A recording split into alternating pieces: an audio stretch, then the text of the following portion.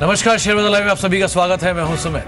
नमस्कार, मैं हूं दीपाली राणा। आप देख रहे हैं शेयर बाजार लाइव। कल के एक सुस्त भरे एक सॉफ्टनेस के सेशन के बाद आज एक बार फिर से एक रेंज में ही कामकाज हो सकता है, क्योंकि नजरें टिकी हैं एफओएमसी बैठक के आउटकम्स पर। लेकिन कई सारी ऐसी खबरें हैं, कई सारे ऐसे डेटा है डोमेस्टिक फ्रंट पर जिसका रिफ्लेक्शन स्टॉक्स पर दिखेगा। एडवांस टैक्स के नंबर्स आने शुरू हो गए हैं। बैंकर्स ने बैड लोन्स रिकवरी को लेकर जो कवायद है वो तेज कर दी है। क्या खबरें हैं, किन स्टॉक्स पर असर दिखेगा, इसी पर हम बातचीत करेंगे अगले 1 घंटे के दौरान। लेकिन सबसे पहले देख लेते हैं इंटरनेशनल क्यूज और एसजीएक्स निफ्टी को। एसजीएक्स निफ्टी हरे निशान में ट्रेड कर रहा है, करीब 20 अंकों की बढ़त के साथ 7504 के लेवल्स पर। लेकिन आज के लिए जो क्यूज है इंटरनेशनल मार्केट से वो मिक्स्ड हैं। जिस तरह से मैंने कहा कि एफओएमसी बैठक का दूसरा दिन है, स्टेटमेंट्स क्या आते हैं जेनेट येलेन की ओर से वो काफी इंपॉर्टेंट रहेंगे। लेकिन डोमेस्टिक लेवल पर भी कई सारी खबरें हैं जो मार्केट का मूड तय करेंगे। लेकिन कौन से वो शेयर्स होंगे जिन पर हम अगले 1 घंटे के दौरान बातचीत करेंगे, उन शेयरों को देख लेते हैं। आज नजर रहेगी बैंकिंग स्टॉक्स पर। कल पीएसयू बैंकिंग और प्राइवेट बैंकिंग चंक संभला हुआ था। आज बैंक ऑफ बड़ौदा पर बातचीत करेंगे, जहां पर एडवांस टैक्स के नंबर्स एनकरेजिंग आए हैं। इसके अलावा आईएफसीआई, सीईएससी, रिलायंस कैपिटल और ल्यूपिन जैसे स्टॉक्स को शामिल किया गया है। साथ ही हम बातचीत करेंगे श्री रेणुका शुगर्स। पूरा ही शुगर पैक परफॉर्म कर रहा है। अभी अपॉर्चुनिटीज कहां मौजूद है, इस पर फोकस रहेगा। केईसी इंटरनेशनल, एनसीसी, वेंकीज और आईएफबी इंडस्ट्रीज, ये कुछ मोमेंटम स्टॉक्स जहां पर आज हम अप्रोच को समझेंगे। गुड मॉर्निंग सुमित, आपके पास भी कुछ स्टॉक्स हैं? दीपाली, सबसे पहला नाम तो डॉक्टर रेड्डीज का है। कल सेकंड हाफ शेयर में एकाएक बिकवाली आई थी। बिकवाली कितनी सस्टेनेबल है, इस पर बातचीत करेंगे। क्रॉम्पटन ग्रीव्स कल के एडजस्टमेंट के बाद शेयर क्या वैल्यू बाय है या फिर अभी भी यहाँ पे गिरावट और देखने को मिल सकती है। द्वारकेश शुगर, इस शुगर स्पेस पे तो वैसे ही बातचीत करनी ही पड़ेगी। उसके अलावा prism cement, mid cap cement space में कल सेकंड हाफ में कुछ बाइंग आई थी। सिलेक्टिव शेयर में कुछ बाइंग आते दिखाई पड़ी। इंडिया सीमेंट में से एक है, इन पर भी हम बातचीत करने वाले हैं। साथ ही साथ एसबीआई बैंकिंग स्पेस में स्पेशली एडवांस टैक्स के नंबर्स को देखते हुए, क्योंकि प्राइवेट सेक्टर के जो एडवांस टैक्स है वो ज़्यादा बेटर है पीएसयू के कंपैरिजन में अभी भी। एम&एम, बजाज ऑटो, इन दोनों पे स्पेशली एम&एम एडवांस टैक्स के आधार पर और बजाज ऑटो में जहां पर जो इजिप्ट में करेंसी डिवैल्यूएट हुई है उसको लेकर बातचीत होगी। बीपीसीएल और एचयूएल को भी नहीं भूल सकते, स्पेशली ऑयल मार्केटिंग स्पेस में जहाँ पे तेल कीमतें बढ़ेंगी या नहीं, इसको लेकर लगातार चर्चा। और एफएमसीजी स्पेस में एचयूएल कल परफॉर्मेंस अच्छी थी, लेकिन सेकंड हाफ में कुछ बिकवाली बढ़ते हुए दिखाई पड़ी। इस पर भी हम नजर रखेंगे। 840 रुपए के स्तरों पे बंद हुआ। बहरहाल इन सब शेयरों पर तो बातचीत होगी, लेकिन इससे पहले इंटरनेशनल क्यूज किस तरह के, इस पर बातचीत कर लेते हैं। एक बार कुछ आंकड़ों के ऊपर नजर डालें तो एसएस निफ्टी करीब 1/4% ऊपर है। संदीप हमारे साथ मौजूद भी हैं बातचीत करने के लिए। संदीप, पहले बैंक ऑफ जापान और अब किस तरह से बयान आते हैं जेनेट येलेन के, काफी इंपॉर्टेंट फैक्टर रहने वाला है। लेकिन फिलहाल markets more less flat to positive tone पे कामकाज कर रहे हैं। किस तरह के संकेत है वहां से? काफी मिक्स क्यूज है सुमित। अगर आप इंटरनेशनल मार्केट्स की बात करें, स्पेशली डेवलप्ड मार्केट्स में यूएस में लगातार दूसरे दिन लो वॉल्यूम के साथ कारोबार हुआ और एक मिक्स क्लोजिंग देखने को मिली। एफएमसी की बात आपने करी, उसी का इंपैक्ट है, जिससे पहले बाजार काफी कॉशियस हो रहे हैं, जिसकी वजह से लो वॉल्यूम के साथ कारोबार वहां देखने को मिला है। कमोडिटी प्राइसेस में करेक्शन आ रहा है, उसका इंपैक्ट हमने देखा यूएस के मार्केट्स में देखने को मिला, जिसकी वजह से शुरुआत कमजोर हुई थी। कच्चा तेल कमजोर हुआ और उसके साथ साथ कॉपर मेटल पैक से इसमें गिरावट आई, जिसकी वजह से हमने देखा काफी ज्यादा प्रेशर देखने को मिला, जिसकी वजह से एनर्जी, हेल्थ केयर और मटेरियल शेयर इनकी ओर से ज्यादा नीचे की ओर जो रुझान है वो देखने को मिले थे। WTI क्रूड, जहां हमने देखा था परसों करीब 3.5% के आसपास की गिरावट थी, कल फिर 2.25% के आसपास की कमजोरी वहां देखने को मिली। लेकिन अच्छी बात यह थी सुमित कि यूएस के मार्केट्स में दिन के निचले स्तरों से काफी अच्छी रिकवरी देखने को मिली। डाउ इनफैक्ट 130 पॉइंट के आसपास की रिकवरी लेकर बंद हुआ। दो मेन ऐसे फैक्टर्स है जो कि कंट्रीब्यूट कर रहे थे। पहला तो ये मॉर्गन स्टैनली की एप्पल के ऊपर पॉजिटिव रिपोर्ट आई थी, आईफोन सेल्स के ऊपर उनका पॉजिटिव रुझान है, जिसकी वजह से एप्पल का शेयर 2% के आसपास चढ़कर बंद हुआ। दूसरी बात, फरवरी के जो रिटेल बिक्री के आंकड़े आए थे, जितना गिरावट का अनुमान था उससे कम गिरावट हुई, महज 0.1% के आसपास की गिरावट हुई, जिसकी वजह से यूएस के मार्केट आप कह सकते हैं मिक्स बंद हुए, लेकिन लोअर लेवल से रिकवरी थी। यूरोपियन मार्केट्स की जहां तक बात है, आधे से 5% के आसपास की कमजोरी थी। एक तो कमोडिटी प्राइसेस में गिरावट का इंपैक्ट था, चाहे आप कच्चा तेल की बात करें चाहे मेटल प्राइसेस की बात करें। दूसरा जो अर्निंग्स आई थी, कुछ ऐसी कंपनीज थी खासतौर पर मेटल पैक से ही, जिनके नंबर्स काफी खराब आए थे, जिसकी वजह से बड़े कट्स मेटल माइनिंग शेयरों में और साथ ही साथ जो अपस्ट्रीम ऑयल कंपनीज हैं उनमें बड़ी बिकवाली देखने को मिली, जिसकी वजह से ओवरऑल यूरोप में कमजोरी के साथ क्लोजिंग देखने को मिली। लेकिन एशियन मार्केट्स अगर आप देखें, थोड़ा सा आपको मिक्स रुझान दिखेगा। ज्यादा यूएस के फ्रंट तर्ज पे अगर आप देखें, ज्यादातर मार्केट्स आपको हर इंसान के साथ कारोबार करते नजर आएंगे और इसीलिए एसजेक निफ्टी भी 1/4% के आसपास की तेजी के इंडिकेशन दे रहा है। तो दो पॉजिटिव फैक्टर है, एक तो यूएस में लो लेवल से रिकवरी हुई और एशियन मार्केट ज्यादातर ग्रीन में ट्रेड कर रहे हैं, जिसकी वजह से एसजेक निफ्टी ऐसे संकेत दे रहा है कि शायद एक पॉजिटिव शुरुआत की उम्मीद आप इंडियन मार्केट्स में करके चल सकते हैं आज के लिए। शुक्रिया संदीप आपका। तो एशियन मार्केट्स मिक्स्ड हैं, यूएस मार्केट्स में कॉशियस ट्रेड देखा गया और एक कॉशियसनेस हमने कल इंडियन मार्केट्स में भी देखी थी, प्रिसाइसली सेकंड हाफ में, जहां पर यूरोपियन मार्केट की ओपनिंग के बाद एक वीक इंडिकेशंस मिली और एकाएक हम 1% के आसपास के फॉल के साथ क्लोज हुए। लेकिन आज अप्रोच आपको क्या रखनी है, इस पर बातचीत करते हैं। राकेश बंसल भी हमारे साथ मौजूद है, वीपी आके ग्लोबल से। Rakesh, good morning. इंडेक्स पर आज आपकी स्ट्रेटेजी क्या रहेगी? आज रेंज क्या देख रहे हैं आप ट्रेड की, और निफ्टी पर कोई पोजीशन बनानी हो तो टारगेट स्टॉप लॉस कहां रखने चाहिए? गुड मॉर्निंग दीपाली निफ्टी की बात करें तो निफ्टी में नीचे की तरफ 7424 पे एक स्ट्रॉन्ग सपोर्ट है। हालांकि कल के सत्र में एक अच्छा सेल ऑफ देखने को मिला था, बट 7424 पर अगर आप देखें एक triple bottom short term charts पे लगा हुआ और मुझे लगता नहीं जल्दी में ये बॉटम टूटेगा, क्योंकि आप बैंक निफ्टी को देखें तो कल उसने बिल्कुल गिरावट ने पार्टिसिपेट नहीं करा। मार्केट की सबसे कमजोर कड़ी PSU banking stocks as of now बिल्कुल खड़े हुए हैं, नीचे में एक अच्छा सपोर्ट है। मेरा ऐसा मानना है गिरावट में, अगर गिरावट के अंदर निफ्टी के अंदर बाइंग करनी चाहिए, 7424 के नीचे के स्टॉप लॉस लगाने चाहिए और निफ्टी ऊपर में 7530 7540 के लेवल दिखा सकता है। बट दीपाली अगर किसी को इंडेक्सेस में ट्रेड करना है तो मुझे लगता है as compare to Nifty Bank Nifty एक अच्छा विकल्प है। बैंक निफ्टी के अंदर 14,978 का स्पॉट के अंदर स्टॉप लॉस होना चाहिए और ऊपर में मुझे लगता है 15,600 15,650 के साथ लेवल्स बैंक निफ्टी में देखने को मिल सकते हैं। जी राकेश, जिस तरह के आंकड़े हैं, अगर आप डेरिवेटिव के भी आंकड़े देखें तो 7500 के लेवल पे ज़्यादा है तो कॉल में ओपन इंटरेस्ट बढ़ा है, या फिर निचले लेवल पे 7400 के जो पुट्स हैं उनके अंदर ओपन इंटरेस्ट बढ़ता हुआ दिखाई पड़ा। ये इंडिकेट ये नहीं करता कि जो दायरा है वो इसी के बीच में ही रहने वाला है, मोरलेस, और एक छोटी रेंज निफ्टी हो सकता है एक बड़े इवेंट से पहले दिखता हुआ दिखाई पड़े। बिल्कुल सुमित, एक छोटी रेंज में निफ्टी ट्रेड कर रहा है। नीचे में अगर आप देखें तो 7200 7300 पर काफ़ी स्ट्रॉन्ग सपोर्ट है। कल से एक दिन सत्र पहले देखें तो 7500 पर मैक्सिमम कॉल इंटरेस्ट था और 2 दिन अगर देखें फ्राइडे और मंडे को निफ्टी ने इन लेवल्स के ऊपर क्लोजिंग ली थी। बट कल के सत्र में देखें तो मंडे के क्लोजिंग के टुवर्ड्स देखें तो काफी कॉल रेटिंग देखने को मिली थी। एज ऑफ नाउ ऊपर में 7500 के ऊपर एक बार निफ्टी निकलता है तो काफी स्ट्रॉन्ग मोमेंटम देखने को मिलेगा। आपने राइटली मेंशन करा कि एक सीमित दायरे में काम कर रहा है। अगर आप ऑप्शन डाटा के हिसाब से देखें तो 7500 एक रेजिस्टेंस है, नीचे में 7400 एक स्ट्रॉन्ग सपोर्ट है। लेकिन ब्रेकआउट मुझे लगता है कि इस इवेंट के बाद शायद एक ब्रेकआउट देखने को मिलेगा। बिल्कुल, इनफैक्ट कल का डेरिवेटिव डाटा इंडिकेट भी कर रहा है कि अगेन एक रेंज बाउंड सेशन हो सकता है। 7400 7380 एक इंपॉर्टेंट सपोर्ट्स हैं, वहीं 7500 को पार करना, उसके ऊपर टिकना एक चैलेंज है निफ्टी के लिए। लेकिन अगर कल इंस्टीट्यूशंस की अप्रोच देखें तो एफआईज बजट के बाद हमने देखा था कि ठीक ठाक पार्टिसिपेशन उनकी ओर से आ रहा था, कैश मार्केट में लगातार खरीदारी कर रहे थे, लेकिन कल उन्होंने बहुत ज्यादा नहीं लेकिन थोड़ी सी मुनाफा वसूली की है। 54 करोड़ के आसपास की बिकवाली एफआईज की ओर से कैश मार्केट में हुई है और कल डीआईज जिस तरह से लगातार मुनाफा वसूली कर रहे थे वो ट्रेंड कल भी दिखा। 302 करोड़ के आसपास की बिकवाली डीआईज ने कल कैश मार्केट में की है। यानी कल जो मार्केट गिरे उसमें एक इंस्टीट्यूशंस की अप्रोच भी रही है, कोई सपोर्ट आया नहीं ना डीआईज की ओर से ना एफआईज की ओर से। वहीं अगर ऑप्शन स्टैटिस्टिक्स को देखें तो वायदा में एफआईज ने करीब 738 करोड़ की खरीदारी की है।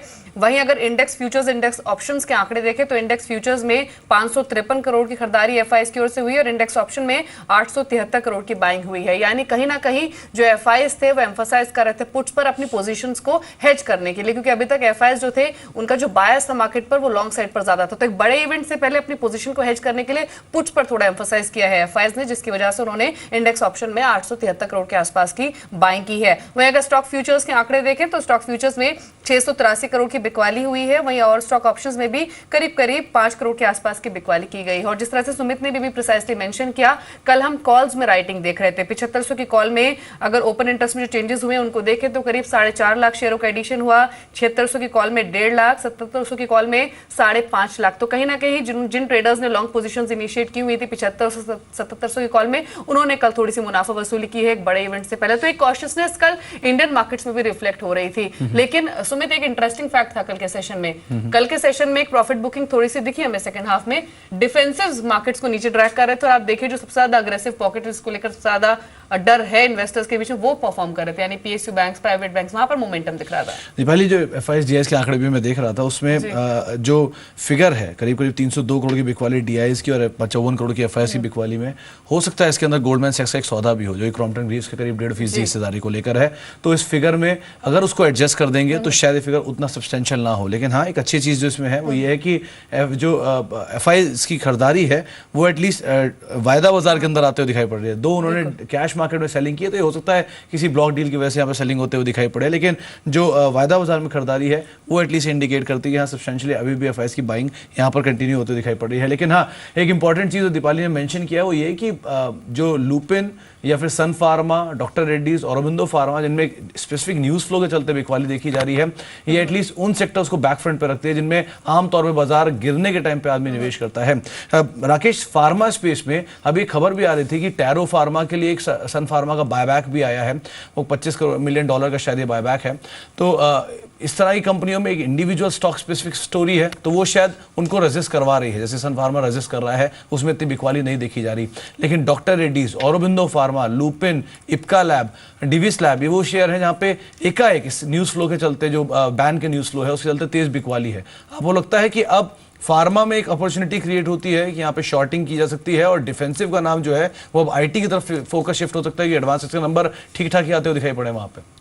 बिल्कुल सुमित, फार्मा के अंदर आप देखें तो ये जो ड्रग बैन की जो खबर आई है, कुछ ड्रग्स को बैन किया गया है, इससे काफी बड़ा हिट लगा है और काफी ब्रेकडाउन नीचे की तरफ देखने को मिले हैं। अगर आप देखें तो कई कंपनीज जैसे मल्टीनेशनल कंपनीज लाइक फाइजर तो वो एडवर्सली इफेक्टेड हुआ है और उनके अंदर गिरावट देखने को मिली है। सन फार्मा जैसे आपने मेंशन करा कि अभी गिरा नहीं है बट ऊपर के दायरे भी सीमित हो रहे हैं और ऊपर काफी प्रेशर देखने को मिल रहा है। डेफिनेटली इस स्पेस के अंदर एक शॉर्टिंग अपॉर्चुनिटी देखी जा सकती है। इनफैक्ट कल के सदर में देखें तो अरविंदो फार्मा ने भी 3 दिन की ट्रेडिंग रेंज से एक नीचे की तरफ ब्रेकडाउन दिखाया है। अरविंदो फार्मा को बेचा जा सकता है। लुपिन में एक कल के सत्र में एक न्यूज को चलते, यूएसएफडी की न्यूज को चलते क्रैक देखने को मिला है। ऊपर में 1800 एक स्ट्रॉन्ग रेजिस्टेंस है और मुझे सरप्राइज नहीं होगा नीचे में लुपिन जो है 1620 1625 के स्तर नीचे में दिखाता है। As of now pharma definitely defensive नहीं है but Sumit as of now अगर आप देखें तो कुछ डिफेंसिव निकल के जो आया है पिछले 2-3 दिनों में तो वो पीएसयू बैंकिंग स्पेस है। बिल्कुल, पीएसयू बैंकिंग स्पेस ने एक डिफेंसिव का रोल अदा किया है। इनफैक्ट अगर फार्मा में अगर आपने कोई पोजीशंस बनाई हुई है तो नियर टर्म पर्सपेक्टिव से थोड़ा कॉशियस रहिए। जिस तरह से सुमित ने मेंशन भी किया, ज्यादातर रिसर्च रिपोर्ट्स के मुताबिक जो बैन लगा है 300 दवाओं पर, उससे करीब करीब 3800 करोड़ के आसपास के रेवेन्यूज डिप हो सकते हैं फार्मा इंडस्ट्री के और 6000 प्रोडक्ट्स के भी हेल्थ मिनिस्ट्री जांच कर भी रहा है और बज है कि 500 और प्रोडक्ट्स पर बैन लग सकता है। तो कॉशियस रहिए फार्मा पर। लेकिन डिफेंसिव का रोल अदा किया पीएसयू बैंक्स ने, इन्हीं पर शुगर इनफैक्ट। नजर डालते हैं एसएस निफ्टी पर भी किस तरह का रुझान है। करीब करीब 14 अंक ऊपर, यानी कि शुरुआत जो एसएस निफ्टी की हुई थी वो 31 से 32 अंकों के ऊपर हुई थी, लेकिन स्लोली ये धीरे धीरे इसकी जो तेजी है वो कम हो रही है, लेकिन अभी भी 7400 7500 के स्तरों के आसपास है। संकेत आपके सामने है, इंटरनेशनल मार्केट्स अच्छे संकेत हैं, एफ&ओ से भी अच्छे संकेत हैं, टेक्निकल्स थोड़े से खराब संकेत जरूर दिखाई पड़ रहे हैं, लेकिन हाँ स्टॉक स्पेसिफिक स्टोरी या सेक्टर जो है अलग अलग पॉकेट्स में उस पर जरूर यहाँ पे कामकाज होता हुआ दिखाई पड़ेगा। डीआईएस की बिकवाली है, एफआईएस ने खरीदारी की है, एफएन जो डेरिवेटिव साइड है वहाँ पे खरीदारी है। सेंटिमेंट वाइज भी जो सिचुएशन है वो थोड़ी सी वीक है कंसीडरिंग आईआईपी नंबर्स और इन्फ्लेशन के नंबर्स जो हैं उसको देखते हुए।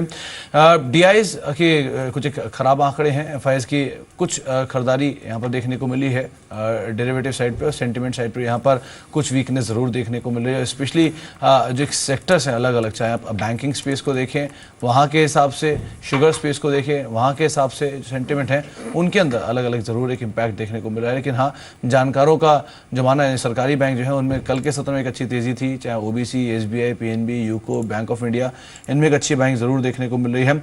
और इसके अलावा कुछ सेलेक्टिव बैंक्स में जहां पर अब तक बाइंग नहीं थी, जैसे कि विजया बैंक हुआ, सिंडिकेट बैंक हुआ, यूनियन बैंक हुआ, इनमें भी कुछ एक अपटिक जरूर आते हुए दिखाई पड़े थे। एक बार एक खबर के ऊपर नजर डाल लेते हैं। अभी थोड़े पहले जो खबर आई थी सन फार्मा को लेकर, सन फार्मा टैरो फार्मा ने जो सब्सिडरी है उसके लिए बायबैक करेगा और करीब करीब $25 करोड़ का ये बायबैक होगा। आपको ये बता दें कि सन फार्मा के पास ऑलरेडी करीब करीब 11,000 करोड़ रुपए के आसपास की नकदी है और इस नकदी का इस्तेमाल किया जाएगा इस बायबैक के लिए। तो यानी कि बायबैक है टैरो फार्मा के लिए, कंपनी अपने कैश का यूटिलाइजेशन भी करेगी। टैरो के नंबर्स इतने ज़्यादा सब्सटेंशियल पिछले क्वार्टर में नहीं थे, लेकिन हाँ जिस तरह के वैल्यूएशन पे मिल रहा है टैरो का शेयर, बायबैक करने के लिए एक अच्छी अपॉर्चुनिटी जरूर क्रिएट होती है। राकेश, इसी खबर के साथ ही शुरुआत करेंगे कि सन फार्मा पे हम ऑलरेडी बातचीत कर चुके हैं, लेकिन इस तरह की वैल्यू पे मिल रहे हैं शेयर्स लोअर लेवल पर, बायबैक जरूर किया जा रहा है। सन फार्मा एक रेंज के अंदर है, सुजलॉन में भी ऑलरेडी ओपन ऑफर उनके प्रमोटर ला चुके हैं। इन दोनों कंपनियों को लेकर आपको लगता है कि कुछ पोजीशंस क्रिएट हो सकती हैं? देखिए सुमित, सन फार्मा की अगर आप बात करें तो ऊपरी स्तरों पर 880 के अराउंड रेजिस्टेंस है। अगर पोजीशन क्रिएट करनी है तो मेरा ऐसा मानना है उछाल पे सन फार्मा के अंदर बिकवाली करनी चाहिए। हालांकि निचले स्तरों पे सपोर्ट है, बट जिस इंटेंसिटी का सपोर्ट है उससे ज़्यादा इंटेंसिटी का ऊपर की तरफ रेजिस्टेंस है। उछाल पे बिकवाली करनी चाहिए अगर ट्रेडिंग का नजरिया है। दूसरी तरफ सुजलॉन की बात करें तो सुजलॉन में टेक्निकल स्ट्रक्चर अच्छा नहीं है। बायबैक के बाद अगर आप देखें काफ़ी लोग ऊपर में 20 रुपये 22 रुपये के अराउंड फंसे हुए हैं। हर उछाल पर मुझे लगता है सेलिंग देखने को मिलेगी। इसमें बहुत समय लगेगा चलने के लिए।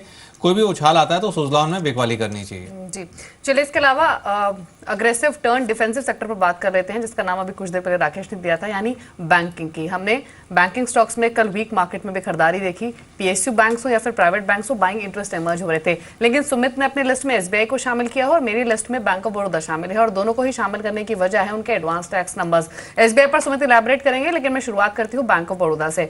बैंक ऑफ बड़ौदा के जो एडवांस टैक्स नंबर्स हैं, अगर आप पूरे ही पीएसयू बैंक के जो एडवांस टैक्स के फिगर्स अब तक आए हैं उसमें देखेंगे कि जो एडवांस टैक्स नंबर्स हैं क्वार्टर 4 के, वो डिप हुए हैं। लेकिन बैंक ऑफ बड़ौदा के साथ केस डिफरेंट है, और बैंक ने 200 करोड़ के मुकाबले 360 करोड़ के एडवांस टैक्स बढ़ाए, यानी ऑलमोस्ट 80% के आसपास का सर्ज दिखा है। अगर आप बीती अर्निंग्स को देखेंगे तो काफी वीक अर्निंग्स रही थी, और माना जा रहा था कि जो मार्च क्वार्टर होगा अर्निंग्स के लिहाज से वो बैंक ऑफ बड़ौदा के लिए अच्छा होगा, क्योंकि जो सारा पेन था वो ऑलरेडी क्वार्टर 3 में रिफ्लेक्ट हो चुका है। तो नजर रखिए बैंक ऑफ बड़ौदा पर, क्योंकि एडवांस टैक्स को एक रिफ्लेक्शन माना जाता है कि अर्निंग्स कैसे रह सकते हैं। राकेश, आपने डिफेंसिव का नाम दिया था बैंकिंग को, अभी 2 बैंकिंग स्टॉक्स जिन पर आज आप ट्रेड करेंगे।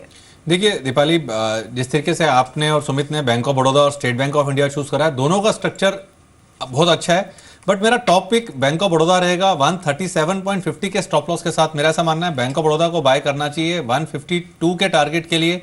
और दूसरा दीपाली, मुझे पीएसयू बैंकिंग स्पेस से एक छोटा एक PSU banking stock Indian overseas bank काफ़ी बेहतरीन लग रहा है। चार्ट पर काफ़ी अच्छी स्ट्रेंथ आ रही है। 25 रुपये 50 पैसे एक अच्छा सपोर्ट है। 27 रुपये के राउंड की क्लोजिंग है। मात्र 1-1.5 रुपये के स्टॉप लॉस से पोजीशन खड़ी होती है, और मुझे लगता है इस स्टॉक के अंदर ऊपर में 29 रुपये 30 रुपये के लेवल्स देखने को मिल सकते हैं। जी, एसबीआई के फिगर भी आपको बताए थे। 687 करोड़ रुपए का एडवांस टैक्स दिया है 1749 करोड़ रुपए के मुकाबले, जो कि वाई बेसिस पर है। 61% गिरावट देखने को मिली। तो एक खराब एडवांस टैक्स का फिगर एसबीआई की तरफ से आता हुआ दिखाई पड़ा है। हो सकता है एक स्लाइड डाउन जरूर आए इस खबर के मद्देनजर, लेकिन एक नज़र एसबीआई के अलावा आप हाउसिंग फाइनेंस स्पेस में डालिए, चाहे एलआईसी हाउसिंग फाइनेंस को देखिए। 1647 करोड़ रुपए का एडवांस टैक्स है 1470 के मुकाबले। राकेश, एसबीआई के पर्टिकुलरली चार्ट आपको कैसे लग रहे हैं कि 150 से शेयर ऑलरेडी 185 186 इस रेंज में आ चुका है, और दूसरा हाउसिंग फाइनेंस स्पेस में एलआईसी हाउसिंग फाइनेंस के नंबर्स के बाद आपको लगता है कुछ बाइंग सेलेक्टिव उन कंपनियों में इनकी वैल्यू अच्छी है आते हुए दिखाई पड़ सकती है? देखिए सुमित, स्टेट बैंक का टेक्निकल स्ट्रक्चर काफ़ी अच्छा है। नीचे में 178 स्टॉक का एक अच्छा सपोर्ट है। डेली चार्ट्स पर एक राउंडिंग बॉटम फॉर्मेशन बन रहा है, जो टेक्निकली एक बड़ा बुलिश माना जाता है। ऊपर में 195 197 तक की एक नॉन स्टॉप रैली इसके अंदर देखने को मिल सकती है। Definitely state bank of India को इन स्तरों पर या गिरावट पे खरीदना चाहिए। जी, तो एसबीआई और बीओबी दोनों पर ही आज ही नहीं, अर्निंग्स के पर्सपेक्टिव से भी नजर रख सकते हैं। एडवांस टैक्स के नंबर्स को देखते हुए रिफ्लेक्शन मिल रहा है कि एसबीआई के नंबर्स वीक रह सकते हैं, जिसका इंडिकेशन ऑलरेडी मैनेजमेंट ने क्वार्टर 3 में दिया था, और बैंक ऑफ बड़ौदा के अर्निंग्स शायद बेटर रहे। लेकिन इसके अलावा रियल एस्टेट स्टॉक्स की बात कर लेते हैं। कल फाइनली राज्यसभा के बाद लोकसभा में भी बिल पास कर दिया गया है, और अब ये रियल एस्टेट रेगुलेटर बिल राष्ट्रपति के पास जाएगा एक फाइनल मंजूरी के लिए। और एक काफी इंपॉर्टेंट बिल है, एक ट्रांसपेरेंसी आएगी सेक्टर में, जो एक मच नीडेड रिफॉर्म की जरूरत थी इस पूरे ही सेक्टर के लिए, उसे रियल एस्टेट बिल के तौर पर देखा जा रहा है। कल हमने कुछ सेलेक्टिव रियल एस्टेट स्टॉक्स में खरीदारी देखी भी थी, जिनमें डीएलएफ, आईबी रियल एस्टेट भी बीते कई सेशन से बायस का डर पर रहा है। राकेश, कोई ट्रेडिंग अपॉर्चुनिटी आप देखते हैं रियल एस्टेट पैक में आज? देखिए दीपाली, रियल एस्टेट पैक में देखें तो ये स्टॉक्स भी गिरावट ने पार्टिसिपेट नहीं कर रहे हैं। डीएलएफ ने 104 के अराउंड एक अच्छा सपोर्ट बना रखा है। कल के सत्र में देखें तो इंडिया बुल रियल एस्टेट ने भी नीचे से एक अच्छी रिकवरी दिखाई थी, और इंडिया बुल रियल एस्टेट में नीचे में 51 के अराउंड एक अच्छा सपोर्ट है। इन स्टॉक्स में डेफिनेटली दीपाली बाइंग की जा सकती है, बट अगर कोई स्टॉक मार्केट में आता है तो हर एक के पास पैसा लिमिटेड है। मुझे लगता है अगर दाव लगाना है तो बैंकिंग में लगाना चाहिए, और बैंकिंग में भी पीएसयू बैंक्स में लगाना चाहिए। राकेश, 2 शेयर हैं, एक है डॉक्टर रेड्डीज। कल सेकंड हाफ में शेयर में बिकवाली आई थी, ये बिकवाली आपको लगता है आज भी एक्सटेंड हो सकती है? और दूसरा क्रॉम्पटन ग्रीव्स, कल एडजस्टमेंट हुआ, 50-55 रुपए के आसपास की वैल्यू आंकी जा रही है इसके जो कारोबार लिस्ट हुआ है उसकी, लेकिन शेयर करीब 41-42 के स्तरों बंद हुआ है, क्योंकि एक बड़ा रनअप ऑलरेडी क्रॉम्पटन ग्रीव्स दिखा चुका है। तो आपको लगता है प्रॉफिट टेकिंग है और ये कैरी फॉरवर्ड हो सकती है, या आपको लगता है कि लोअर लेवल से वैल्यू बाय आ सकती है क्रॉम्पटन ग्रीव्स के अंदर? देखिए वीरेंद्र, सुमित, डॉक्टर रेड्डीज में अगर आप देखें तो निचले स्तरों पर 3170 3160 के नीचे एक कल के सत्र में एक ब्रेकडाउन देखने को मिला था। एक ट्रेडिंग रेंज में ट्रेड कर रहा है, ऊपर के दायरे भी सीमित हैं, नीचे में भी मेरे को लगता है कि बहुत बड़ी गिरावट शायद ना देखने को मिले। 3000 के आसपास एक अच्छा सपोर्ट है। उछाल पर डॉक्टर रेड्डीज के अंदर बिकवाली करनी चाहिए, किसी तरह की बॉटम फिशिंग नहीं करनी चाहिए गिरावट में डॉक्टर रेड्डीज के अंदर। जी, चलिए फार्मा की बात हुई है तो एक अलर्ट और दे दें कि अबॉट इंडिया को रिलीफ मिला है। दिल्ली हाई कोर्ट ने इंटरिम रिलीफ दिया है अबॉट को, जो ड्रग बैन लगाया गवर्नमेंट ने, उसके अगेंस्ट अपील की थी, और अब फिलहाल हाई कोर्ट की ओर से स्टे मिला है। तो नजर रखिए अबॉट पर भी। अब खबरों वाले शेयर्स की बात करें तो एडीएजी पैक से दो स्टॉक्स लाइमलाइट में आज रहेंगे। एक तो रिलायंस पावर, खबर है कि शुक्रवार को कंपनी की बोर्ड बैठक है, एनसीडी जारी करने पर फैसला हो सकता है। और दूसरा रिलायंस कैपिटल पर फोकस कीजिए क्योंकि खबर काफी बड़ी है रिलायंस कैपिटल के पर्सपेक्टिव से। ऐसी बज है मार्केट में कि Reliance capital JP Morgan AMC के इंडिया एसेट्स एक्वायर कर सकती है और अर्ली स्टेजेस में बातचीत है। 7500 करोड़ का पूरा पोर्टफोलियो है जिसको एक्वायर करने को बातचीत चल रही है। हालांकि कल आरकॉम, आरकैप और आरपार ये तीन ऐसे स्टॉक्स है जो कि हरे निशान में बंद हुए और आर इंफ्रा में थोड़ी सी सॉफ्टनेस हमने देखी थी। रिलायंस कैपिटल पर प्रिसाइसली आपकी स्ट्रेटेजी क्या है राकेश? देखिए दीपाली, रिलायंस कैपिटल एक ट्रेडिंग रेंज में ट्रेड कर रहा है। अगर इस खबर के चलते कोई अगर रिलायंस कैपिटल में ट्रेड करना चाहता है, कल की क्लोजिंग 368 के अराउंड की है, नीचे में 363 एक अच्छा सपोर्ट है। किसी के पास पोजीशन है तो 363 का स्टॉप लॉस लगाएं। कोई बाय करना चाहता है तो भी 363 का स्टॉप लॉस लगाना चाहिए और ऊपर में नजर रखनी चाहिए 382 के लेवल्स पे। अगर ये लेवल्स टूटते हैं तब एक बड़ा ब्रेकआउट बड़े चार्ट्स पे देखने को मिलेगा, तब तेजी की शुरुआत होगी। जी, रिलायंस दीपाली बहुत इंटरेस्टिंग फैक्ट है कि रिलायंस कैपिटल, कल ये खबर आ रही थी कि निपॉन को अपना एएमसी कारोबार में हिस्सा बेचा और आज किसी और के एएमसी कारोबार को खरीदने जा रहा है। तो बहुत नोटिसेबल न्यूज है, इस लिहाज से भी आप इसे देख सकते हैं। इसके अलावा कुछ और खबरों पर भी नजर डाल लेते हैं। एक क्रॉम्पटन ग्रीव्स में जहाँ पे कुछ फंड सेलिंग है, गोल्डमैन सैक्स ने कुछ हिस्सेदारी बेची है, तो हो सकता है उसका एक इम्पैक्ट नेगेटिव साइड पे यहाँ पर आता हुआ दिखाई पड़े। और द्वारकेश शुगर स्पेस पे यहाँ आपसे राकेश बातचीत होनी भी थी। शुगर में अब फंड एक्टिविटी भी काफी बढ़ चुकी है। डोमेस्टिक फंड जैसे एलएनटी म्यूचुअल फंड हिस्सेदारी खरीदी भी है द्वारकेश शुगर के अंदर। वैसे भी एक स्पेस की री रेटिंग हो गई है। आप धामपुर देखें, एक जमाने में 30-40 रुपए पे ट्रेड होने वाला धामपुर आज 80-82 रुपए पर है। रेणुका 7 रुपए से पुल बैक दिखा के 15 रुपए आ चुका है। द्वारकेश हुआ या फिर एआईडी पैरी हुआ, शक्ति शुगर हुआ, छोटे जो मिड कैप शेयर हैं उनमें एक जोरदार खरीदारी है। कोई शेयर आपको लगता है यहाँ से अभी भी इसमें स्टीम बाकी है, ट्रेड किया जा सकता है, लेकिन रिस्क रिवॉर्ड बहुत ज़्यादा यहाँ पर रिस्की नहीं है, ऐसा लिहाज से कोई शेयर अगर आप बता पाए? बिल्कुल सुमित, अगर आप देखें तो एंटायर शुगर स्पेस में काफ़ी स्ट्रेंथ है। करेक्शंस आ सकती हैं बट स्टीम काफ़ी बचा हुआ है। बट रिस्क रिवॉर्ड के हिसाब से देखें तो मुझे दो ही शेयर समझ में आते हैं जिनको मौजूदा स्तरों पे बाय किया जा सकता है। पहला स्टॉक है आंध्रा शुगर, जिसमें 122 का स्टॉप लॉस होना चाहिए। 155 के लक्ष्य के लिए आंध्रा शुगर को बाय किया जा सकता है। और दूसरा स्टॉक मुझे लगता है बलरामपुर चीनी, नीचे में 92 एक अच्छा सपोर्ट है। और जिस तरीके से इसका टेक्निकल स्ट्रक्चर है, मुझे लगता है स्टॉक के अंदर 116, 118 के लेवल्स देखने को मिल सकते हैं। जी, तो शुगर पॉकेट पर नजर रखिए। दो ट्रेड शुगर स्पेस से बताए भी हैं, बलरामपुर चीनी और आंध्रा शुगर, जिन पर आज आप ट्रेडिंग स्ट्रैटेजी बना सकते हैं। लेकिन एक और स्टॉक जहां पर आपको फोकस करना है इंट्राडे पर्सपेक्टिव से, वो जान लेते हैं और रुक कर लेते हैं स्टॉक ऑफ द डे का। हमारे साथ रजत मौजूद हैं आज का स्टॉक ऑफ द डे बताने के लिए। गुड मॉर्निंग रजत, कौन सा शेयर पिक किया आपने? जी बिल्कुल, एक प्ले है India glycols. In fact petrochemical industry का एक मजबूत प्लेयर है ये, और ये स्टॉक काफी अट्रैक्टिव वैल्यूएशंस पे 2009 के लेवल्स पे कामकाज कर रहा है, यानी बहुत बीटन डाउन स्टॉक है। और चला तो यहाँ पर काफी स्ट्रॉन्ग एक्यूमुलेशन शो होती हुई नजर आएगी। इनफैक्ट जब मार्केट यहाँ पर अगर बढ़ना शुरू हुई तो इस स्टॉक में पोटेंशियल है कि दमदार रिटर्न दे सकता है। ये भी आपको बता दूं कि यहाँ पर इस साल 106 के हाई से मौजूदा स्तरों पर कामकाज कर रहा है और फिलहाल 60-65 के आसपास स्ट्रॉन्ग बेस बनाता हुआ नजर आया।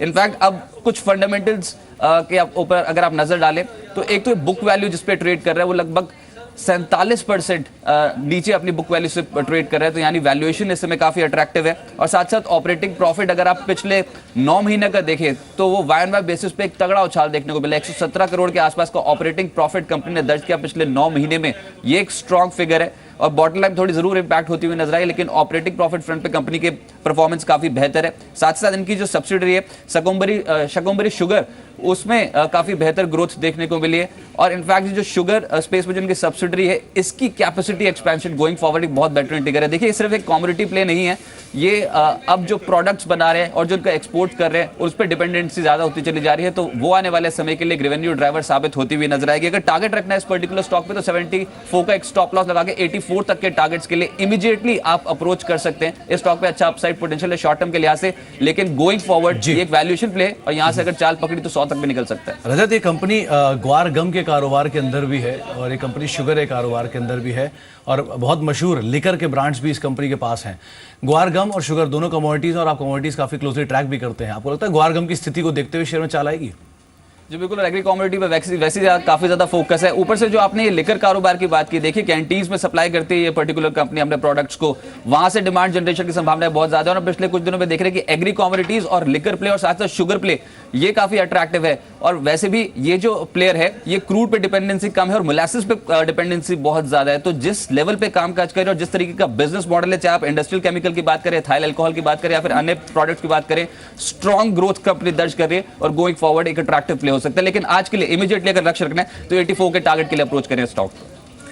तो इंडिया ग्लाइकोल्स आज का स्टॉक ऑफ द डे है और 84 के टारगेट्स यहां पर हैं। स्टॉप लॉस आपको मेंटेन करना है 74 के लेवल्स पर। कल 76.45 के लेवल्स पर ये क्लोज हुआ। शुक्रिया रजत आपका स्टॉक बताने के लिए। राकेश, इंडिया ग्लाइकोल्स पर एक क्विक कमेंट आपका, और इंडिया ग्लाइकोल्स की तरह ही आपका आज का स्टॉक ऑफ द डे कौन सा है?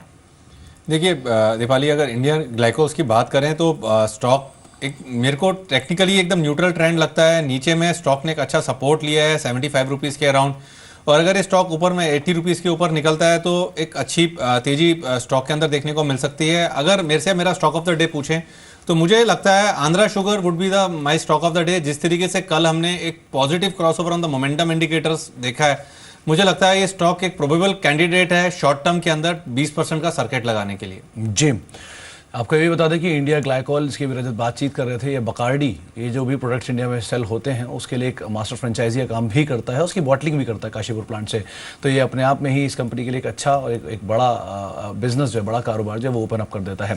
बहरहाल 76 से 45 शेयर है। आगे के लिए आप इसको देख सकते हैं। आज के लिए इंट्राडे के लिए रजत ने आपको कुछ शेयर बताया भी है।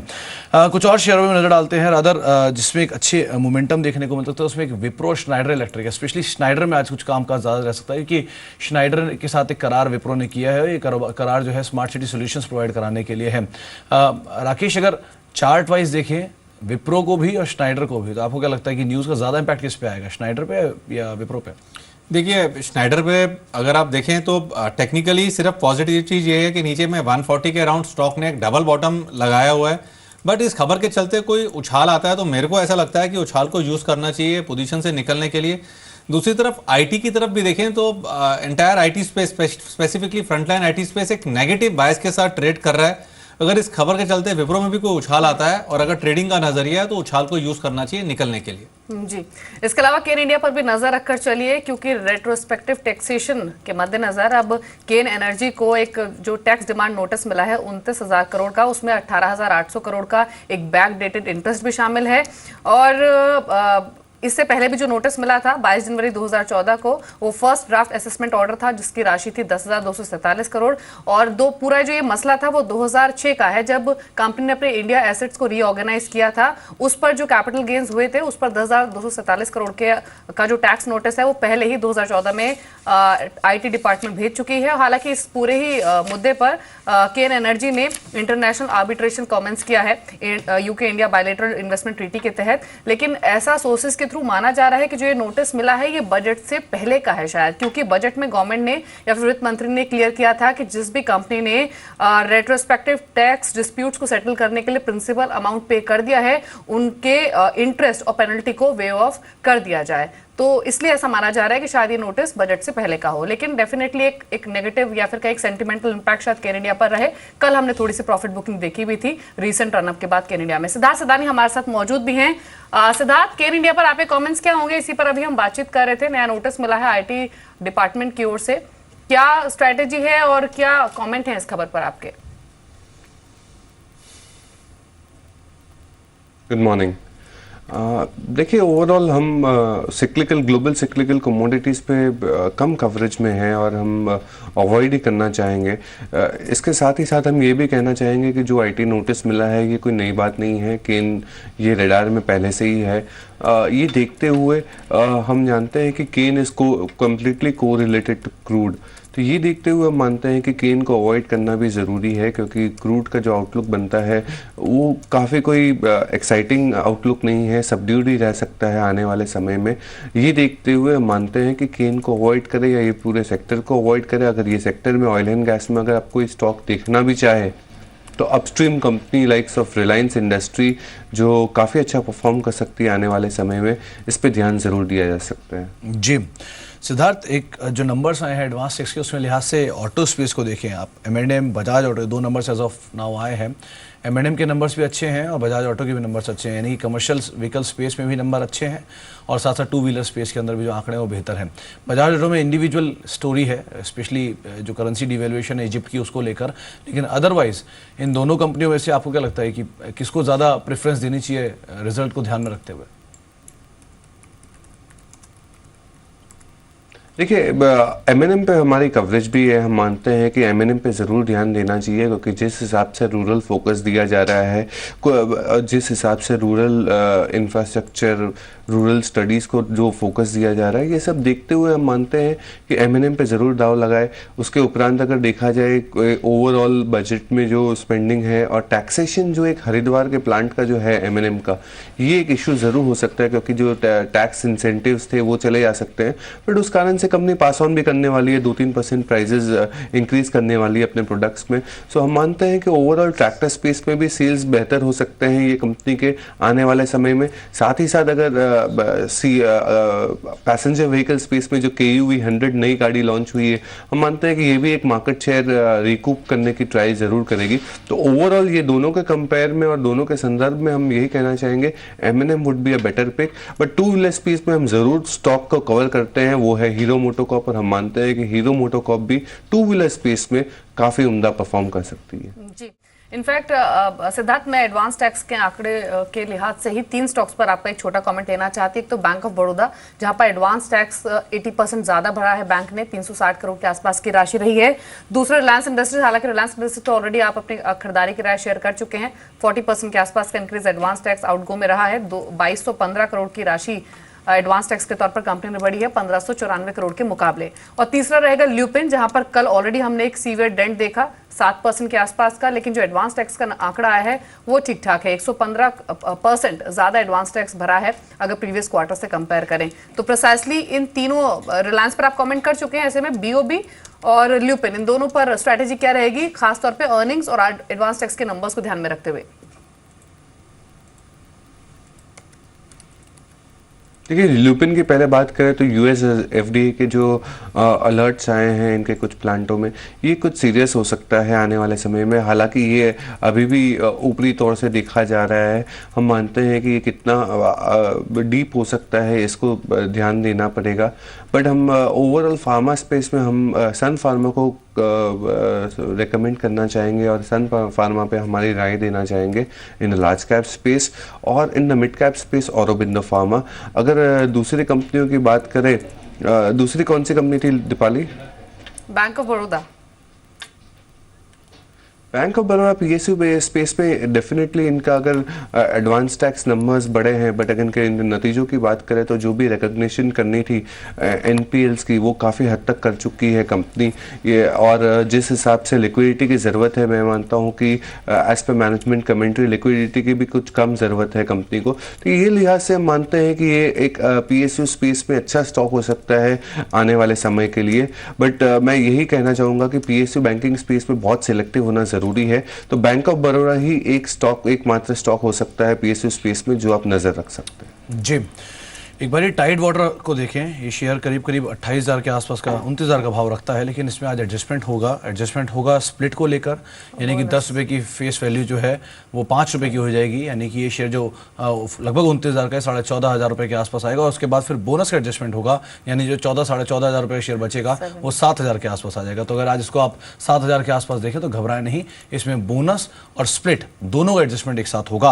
और साथ ही साथ आज एक और दूसरा जो बड़ा इवेंट है वो एक IPO जो खुल रहा है, IPO स्पेशली क्योंकि प्राइमरी मार्केट में जो रिसेंटली ट्रेंड देखा गया उसके अकॉर्डिंग जो हेल्थ केयर स्पेस है उनके IPOs बढ़ते हुए दिखाई पड़ रहे हैं। और इसी श्रृंखला में एक और नया IPO खुल रहा है जो कि हेल्थ केयर ग्लोबल एंटरप्राइज का IPO है। ये आज से खुलेगा और ये IPO आने वाले टाइम, इनफैक्ट जो प्राइस बैंड आपके सामने 205 से लेकर 218 रुपये तक का ये प्राइस बैंड इस कंपनी का रहेगा। 18 मार्च तक ये IPO खुलने की खुला रहेगा, लेकिन फिगर्स किस तरह के आते हैं वो इंपॉर्टेंट है। 650 करोड़ रुपए, इसमें कुछ फ्रेश इशूज़ भी हैं और OFS का भी कुछ हिस्सा बेचा जा रहा है। 170 करोड़ रुपए का डेट है, उसका रीपेमेंट है, प्लस नई मशीनरी जो है उनको लगाने के लिए, कैपेसिटी एडिशन के लिए भी इसका इस्तेमाल होगा। सिद्धार्थ, आपने इसको लेकर कोई रिपोर्ट निकाली है और क्या राय देंगे आप? क्या सब्सक्राइब करें, अवॉइड करें? अदरवाइज भी बिजनेस को देखते हुए भी आपको क्या लगता है क्या करना चाहिए इसमें? जैसे HCG पे हमने कोई नोट अभी तक बनाई नहीं है, तो रेको देना बहुत मुश्किल होगा। बट ये ओवरऑल स्पेस डेफिनेटली हेल्थ का स्पेस अच्छा लग रहा है, और आने वाले समय पिछले कुछ महीनों पहले भी ये स्पेस से नारायण हृदयालय का भी IPO आया था। तो हम मानते हैं कि ये एक स्पेस एक निश स्पेस है। डेफिनेटली यहाँ पे cost high capital intensive industry है, बट ओवरऑल स्पेस से हम जैसे देखते हैं कि ये स्पेस काफ़ी अच्छा परफॉर्म कर सकता है आने वाले समय में, क्योंकि मार्जिन एक्सपेंशन और डिमांड बहुत स्ट्रांग है। तो ये देखते हुए ये डेफिनेटली एक अच्छा परफॉर्म कर सकता है। बट ये स्टॉक पे हमारी कोई नोट नहीं है, तो पर्टिकुलर ये स्टॉक पे रेको देना मुश्किल होगा। तो आईपीओ मार्केट में वैसे भी होली से पहले काफी एक्शन रहने वाला है। आज हेल्थ केयर ग्लोबल का आईपीओ खुल रहा है, 18 मार्च को भारत वायररोग्स का आईपीओ खुलेगा, छोटा आईपीओ है। और उसके बाद 21 मार्च को फाइनली आएगा इन्फीबीम का आईपीओ, जो कि फर्स्ट ई-कॉमर्स कंपनी का आईपीओ है। वही नजर डाल लेते हैं ऐसी निफ्टी पर भी, क्योंकि रुझान अभी भी पॉजिटिव ही है, 14 अंक ऊपर ही है। स्टैंड स्टिल रादर बहुत देर से इसी रेंज के अंदर ही कामकाज हो रहा है, 7497 का लेवल देखने को मिला। बाकी एशियन मार्केट्स भी मोर और लेस है तो फ्लैट है, फिर फ्लैट टू नेगेटिव 22 कामकाज कर रहा है, लेकिन बहुत ज्यादा ऐसा ट्रबल अभी किसी भी मार्केट से नहीं आता दिखाई पड़ा। सिद्धार्थ, स्टॉक स्पेसिफिक बातचीत हो रही थी और एक मिड कैप सीमेंट स्पेस पे बातचीत करना चाहेंगे। इंडिया सीमेंट कल बाइंग आई थी, रैमको सीमेंट में बाइंग थी, प्रिज्म सीमेंट में भी बाइंग थी, हालांकि इतना ज़्यादा सब्सटेंशियल नहीं थी, लेकिन कुछ बाइंग आते हुए दिखाई पड़ रही है सेकंड हाफ के अंदर। जो आंकड़े आए हैं एडवांस टेक्स के नंबर्स को भी अगर आप देखिए तो अंबुजा सीमेंट के आंकड़ों में इतना ज़्यादा रुझान नहीं है, लेकिन अल्ट्राटेक के नंबर्स काफ़ी बेहतर हैं। आप ही रही कहती है सीमेंट स्पेस को लेकर, कोई यहाँ से शेयर आपको लगता है मिड कैप्स में एटलीस्ट आप पिक कर सकते हैं? देखिए, मिड कैप सीमेंट स्पेस में हम मानते हैं कि Ramco cement one of the play हो सकता है जो बहुत अच्छा परफॉर्म कर सकता है आने वाले समय में, क्योंकि जिस हिसाब से थ्रस्ट दिया गया है इंफ्रास्ट्रक्चर, रूरल इंफ्रास्ट्रक्चर, 45,000 करोड़ का जो स्पेंडिंग एलोकेशन था रोड स्पेस में, उसको बढ़ा के 55,000 करोड़ किया गया है। ये देखते हुए मानते हैं कि सीमेंट स्पेस के डिस्पैचेस ज़रूर बेहतर हो सकते हैं आने वाले समय में। Having said that, large cap space में हम मानते हैं कि अल्ट्राटेक सीमेंट बहुत अच्छा परफॉर्म कर सकता है आने वाले समय में। 92 मिलियन टन की कैपेसिटी हो सकती है, provided JP deal go through होती है जो 22 मिलियन टन की है। 12 से 15 महीना लग सकते हैं ये डील को होते हुए। ईवी पर टन की बात करें तो 110 ईवी पर टन में डील हुई है, और देखा जाए तो अभी की ईवी पर टन अल्ट्राटेक की $173 ईवी पर टन है। तो ये देखते हुए वैल्यूएशन पैरामीटर में भी बहुत अच्छा लग रहा है अल्ट्राटेक। साथ ही साथ यही कहना चाहूँगा कि ओवरऑल जिस हिसाब से पैन इंडिया प्रेजेंस है अल्ट्राटेक का, और जिस हिसाब से डिस्पैचेस है, अगर प्राइस राइज जैसे प्राइस राइज कुछ 12 से 15 रुपये हमने नॉर्थ इंडिया में देखा है, और प्राइस राइज थोड़ा होता है और डिस्पैचेस इंप्रूव होता है, मानते हैं कि सीमेंट स्पेस में लार्ज कैप में अल्ट्राटेक, मिड कैप में रैमको दोनों ही बहुत अच्छा परफॉर्म कर सकते हैं। जी, इसके अलावा आज के सेशन में 5 और ऐसे स्टॉक्स होंगे रियल एस्टेट पैक से जहां पर आपको फोकस करना है, और ये स्टॉक्स है DLF, पेनिनसुला लैंड, शोभा, प्रेस्टीज एस्टेट और ब्रिगेड एंटरप्राइजेज। और खबर यहाँ पर काफी इंपॉर्टेंट है, और खबर ये है कि सेबी ने FPIs को छूट दी है कि वो न्यूली लॉन्च्ड रिट्स और इन्वेस्टमेंट ट्रस्ट में या फिर AIFs में इन्वेस्टमेंट कर सके, या फिर कॉर्पोरेट बॉन्ड के तहत इनको एक्वायर करने के लिए भी परमिशन सेबी की ओर से मिली है। तो इंपॉर्टेंट खबर है, और जिन कंपनियों के रिट्स हैं वहां पर आप डेफिनेटली नजर रख सकते हैं, जिनका मैंने नाम भी लिया प्रिसाइसली भी, DLF, पेनिनसुला लैंड, शोभा, प्रेस्टीज एस्टेट और ब्रिगेड एंटरप्राइजेज। इन पांचों में से किसी स्टॉक को आप चेस करने की सलाह देंगे सिद्धार्थ? देखिए, रियल एस्टेट पैक में दीपाली हमारी कोई कवरेज नहीं है, और हम मानते हैं कि ये अभी भी स्ट्रेस में रह सकते हैं आने वाले समय में। और जिस हिसाब से रियल एस्टेट बिल पास हुआ है, this is more beneficiary to consumer rather than developers. तो ये से देखते हुए, और जिस हिसाब से इन्वेंट्री लेवल है डेवलपर्स की, ये भी एक कुछ चिंताजनक विषय है, क्योंकि जिस हिसाब से इन्वेंट्री पाइलअप हो गई है और जिस हिसाब से डिमांड नहीं आ रही है, ये ज़रूर एक प्राइस करेक्शन ला सकता है आने वाले समय में। बट हालांकि हमारी कोई कवरेज नहीं है, बट कुछ एक इंडिकेशन ज़रूर दे सकते हैं कि सदर्न इंडिया बेस्ड जो भी रियल एस्टेट कंपनीज है वो बेहतर कर सकती है, क्योंकि इन्वेंट्री लोज है, डेट लेवल लो है, और एग्जीक्यूशन काफ़ी अच्छे हैं। जी, एक बार FMCG स्पेस पे नजर डालें। HUL कल सेकंड हाफ में कुछ सेलिंग यहाँ पर जरूर आई थी, एडवांस नंबर्स भी आए हैं 450 करोड़ का 560 करोड़ के मुकाबले। राकेश, HUL कैसा दिख रहा है चार्ट्स पे आपको? दूसरा कोलगेट, क्योंकि कोलगेट में पर्टिकुलरली नंबर्स खराब हैं, बहुत ज़्यादा गिरावट भी कोलगेट में ऑलरेडी हाई लेवल से आ चुकी है। इन दोनों शेयरों पे आप कोई शेयर बेट करना चाहेंगे, इधर सेल साइड पे या फिर बाय साइड में? नहीं, देखिए सुमित, अगर आप लीवर की बात करें तो एक ट्रेडिंग रेंज में स्टॉक ट्रेड कर रहा है। नीचे में 820-22 के अराउंड स्टॉक का अच्छा सपोर्ट है, ऊपर में 860 के अराउंड एक रेजिस्टेंस है। दूसरी तरफ कोलगेट की बात करें तो एक डेड कैट बाउंस देखने को मिला है और ऊपरी स्तरों पे देखें 850 855 एक रेजिस्टेंस है। अगर इस स्पेस में एफएमसीजी से कहीं ट्रेड करना है तो मेरा ऐसा मानना है आईटीसी एक अच्छा लग रहा था, लेकिन कल आईटीसी के अंदर भी एक गिरावट देखने को मिली। आईटीसी के अंदर मुझे लगता है 312 रुपए 80 पैसे के स्तर पर नजर रखनी चाहिए। अगर ये लेवल्स टूटते हैं तब आईटीसी की तरफ से काफी प्रेशर निफ्टी के ऊपर देखने को मिलेगा। जी, इसके अलावा कुछ स्टॉक्स ऐसे भी थे जो कि सॉफ्ट मार्केट में भी अच्छे वॉल्यूम्स के साथ जहां पर बाइंग इंटरेस्ट बने हुए थे। एक आप देखिए वैंकीस को 12% के आसपास के गेंस के साथ ही क्लोज हुआ। वॉल्यूम पार्टिसिपेशन भी काफी सिग्निफिकेंट था। वाडीलाल इंडस्ट्रीज ये ऐसा स्टॉक था जो कि कल ही नहीं बीते 2-3 सेशन से लगातार परफॉर्म कर रहा है। कल भी इसमें 12% के आसपास का सर्च दिखा और 601 रुपए के आसपास ये क्लोज हुआ। सास्किन कम्युनिकेशन एक और स्टॉक जहां पर 11% के आसपास की बढ़त हमने आते हुए देखी। उससे प्रीवियस सेशन में 18-19% की चार्लस स्टॉक ने दिखाई थी। इन तीनों में से कोई एक स्टॉक राकेश जिससे आप कन्विंस्ड है कि हाँ मोमेंटम अभी भी बरकरार रह सकता है? दीपाली, आपने 3 स्टॉक्स के नाम लिए, सास्केन, ये वैंकीज एंड वाडीलाल। तीनों का टेक्निकल स्ट्रक्चर अच्छा है और तीनों में जो है मोमेंटम ऊपर की तरफ कायम रहेगा। बड़ा मुश्किल है इन तीनों में से एक स्टॉक को चूज करना, बिकॉज तीनों के पैटर्न्स काफी अच्छे हैं। सास्केन में एक अलग बात यह है कि स्टॉक एक नए हाइस पे ट्रेड कर रहा है, इसमें कोई रेजिस्टेंस नहीं है। बट नो डाउट इन तीनों स्टॉक्स के अंदर, तीनों स्टॉक्स बाय ऑन डिक्लाइन वाले स्टॉक्स हैं और तीनों के अंदर एक अच्छा मोमेंटम आने वाले समय में देखने को मिलेगा। जी, इसके अलावा एक बार फर्टिलाइजर स्पेस पे नजर डालें। एनएफएल, आरसीएफ, आरसीएफ का, इसके अलावा चंबल जैसी कुछ कंपनियां हैं जहां पे मोमेंटम इतना स्ट्रांग अभी नहीं है, लेकिन हाँ कल एकाएक स्पाइक एक समय में इस पे देखने को मिला 2-2.5 बजे के आसपास, फिर वापस लाल निशान में शेयर बंद होने में कामयाब रहे। सिद्धार्थ, छोटे छोटे पॉकेट जैसे कि फर्टिलाइजर स्पेस है बहुत समय से आउट ऑफ स्टीम है, या फिर ऑटो एंसिलरी स्पेस है बहुत समय से आउट ऑफ स्टीम है, सोना कोयो हुआ, गैब्रियल हुआ, मुंजाल ऑटो हुआ, इन दोनों में से कोई ऐसा सेक्टर है आपको लगता है कि इनमें दोबारा कुछ बाइंग आते हुए दिखाई पड़ सकती है, फिर अब हो सकता है कुछ पिकअप आए एज एंड व्हेन रिजल्ट्स आएंगे जैसे से करीब आते हैं? देखिए, ये दोनों स्पेस में ऑटो एंसिलरी में कुछ एक ओईएम्स में धीमापन ज़रूर दिख सकता है, क्योंकि ये एक जिस हिसाब से थोड़ा इंफ्रासेस और ये सब जो बढ़ाया गया है, ओईएम सेल्स कम हो सकते हैं, तो ऑटो एंसिलरी भी थोड़े म्यूटेड जा सकते हैं आने वाले समय में। हालांकि ये मंथ को आप अलग ही रख सकते हैं मार्च में, क्योंकि जो भी प्राइस है कंपनियों ने अनाउंस की है वो अप्रैल से निर्धारित करने वाले हैं और ये मंथ के सेल्स में कुछ एक बम्प अप ज़रूर दिख सकता है। Having said that, agri space में मैं फर्टिलाइजर स्पेस को नहीं छूना चाहूँगा, क्योंकि इसमें हमारी कोई कवरेज भी नहीं है और हम मानते हैं कि इसमें एग्री स्पेस में एक आध कंपनी है जो जैसे कि पीआई इंडस्ट्री जो सीएसएम बिजनेस में है, एग्रो केमिकल में है, हम मानते हैं कि अच्छे मॉनसून होने के बाद ये कंपनियां बहुत अच्छी परफॉर्म कर सकती है। स्पेशली सीएसएम जो बिजनेस है 60% ऑफ द टोटल रेवेन्यू को कंट्रीब्यूट करता है और ये देखते हुए जिस हिसाब से इसमें हाई जेस्टेशन पीरियड होता है, मार्जिन बेहतर होते हैं, ऑर्डर फ्लोज भी अब बेहतर होने लगे हैं।